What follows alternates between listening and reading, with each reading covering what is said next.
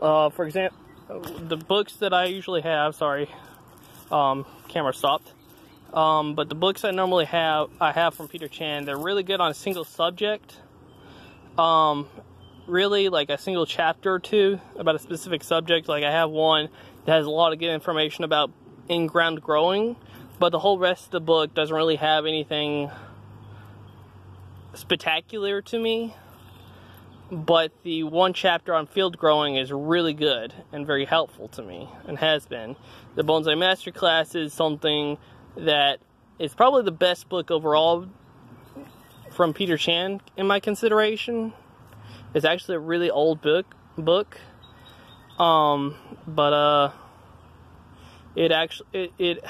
covers a lot of different things. About the later half of the book is not the best. It covers a lot of good things in regards to propagation, dealing with small seedlings like this, and how to deal with them as far as like pruning methods and wiring and different techniques in regards to that, to make like an almost instant bonsai from a seedling about like this, which is kind of what I have a lot of right now, or will have in about a year, maybe two. And then we have another red maple, which actually has decent nabari. Let me get those leaves right there. And then we have another red maple, and then this is actually a red leaf maple, but I am not entirely sure the variety. I think it might be DeSojo or whatever, or something like that, based on how it's grown in the past. But for whatever reason, it was watered, but the leaves, they just one day just dried up. It did produce new growth, as you can see, but it was taken care of well, and it just, for whatever reason, just dried up, which has actually been happening to a lot of my trees. They just randomly dry up, as if they completely dried out, to the point that the growth just died and didn't have water, but they've been taken care of. We got some more maples. I think this is probably dead, but it was a elm, another baby boxwood, and behind me I have what was a Lincoln rose that eventually died in a pot, along with I actually found out that the accent plant right there might be a violet, wild violet, and then behind that we have my original planting of red maples that have rough bark on them. These actually are 2 years old, I think now. This one's actually grown really big. They actually there's some wild strawberries in there too. But these actually had a low success rate. I think it's mostly because I harvested the seeds too early. And then we got a wild grape right here with a red maple that may be dead. And another larger violet that's grown in its own container alone. And I'll move from over here, behind me again. And over here we have a hanging basket that has wild strawberry in it. And again, I don't know what's going on, because I know my plants have been getting enough water. I wonder if they might be getting too much water, and that's kind of causing root rot, which causes less roots to get water. Since they have less roots, they can't really absorb enough water, which causes the seemingly drought-like condition, because they can't get enough water because they don't have the roots to fuel it. But on this, not much dead growth, but as you can see right here, the original set of strawberries that I had from earlier this year just dried up. I don't know why.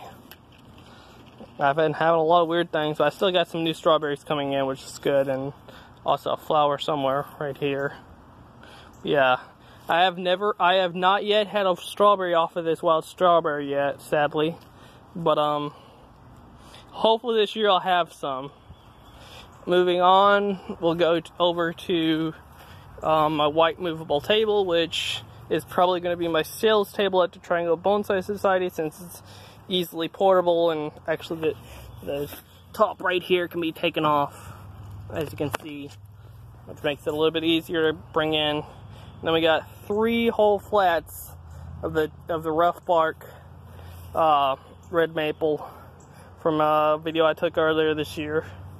Then we got some English ivies that I technically broke off of plants at a Lowe's just to propagate. I did not actually buy the plants, to be frankly honest, but I did break them off. I didn't kill the plants at the Lowe's store, I know that much. I just broke off a small piece and just stuck it in some soil and just let it grow. Another boxwood right here, a Japanese maple. Actually, a lot of my empty pots, like this one right here, may or may not have acorns in them that from last year that have fallen in them, that fallen on, either on or been buried in them, that I just pushed in there to hopefully let them grow, because I didn't have anything else in them, so I just tried to get something in them. Some more right here is a privet that I think is actually finally died, with some moss on it that's died. Right here we got a dying boxwood, sadly. Another elm, which I don't know what's going on, because I mean, my plants are not dying, but as you can see, it's got dead growth. But it does have at least this much new growth, it looks like. But it looks, for whatever reason, whatever's going on, they just dry up from all their new growth and just start all over from scratch. I don't know why. It's weird. Because I could see if they're not getting enough water. I could maybe see if they had root issues, but for something like this, it just seems very weird to me, honestly. Just the way it occurs. Because normally you would see some kind of condition to let you know that there's too much water, I would say, before it would just suddenly die like this, and then just go right back as if nothing happened. It's weird. And then right here, you have a wisteria. I think this is a Chinese wisteria. If not, it's a Japanese. I don't think it's any specific variety.